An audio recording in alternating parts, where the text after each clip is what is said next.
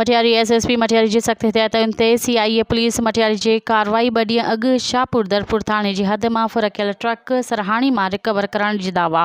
Police ज़रियनि मूजिबि 2 ॾींहं अॻु शाहपुर दरपुर थाणे जी हद मां नामालूम फॉरन ड्राइवर अर्शद मरी खान ट्रक फुर करे विया, जंहिंजो एसएसपी मटियारी नोटिस वरितो, जंहिं बाद सीआईए इंचार्ज मटियारी ख़ादिम हुसैन भट्टीअ जी अॻवानी में पुलिस खुफ़िया इतला मिलण ते सांगड़ ज़िले जे सरहाणी वारे इलाइक़े में कार्रवाई कंदे 2 ॾींहं अॻु शाहपुर दरपुर थाणे जी हद मां अर्शद मरी खां फुर थियल ट्रक रिकवर कराए वरिती आहे।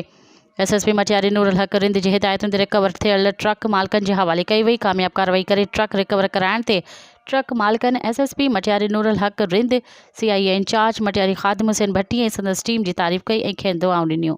मज़ीद ख़बरनि ऐं तफ़सीलात लाइ विज़िट कयो असांजी वेबसाइट www.awamiNewsHD.com ऐं ॾिसंदा रहो अवामी न्यूज़ HD।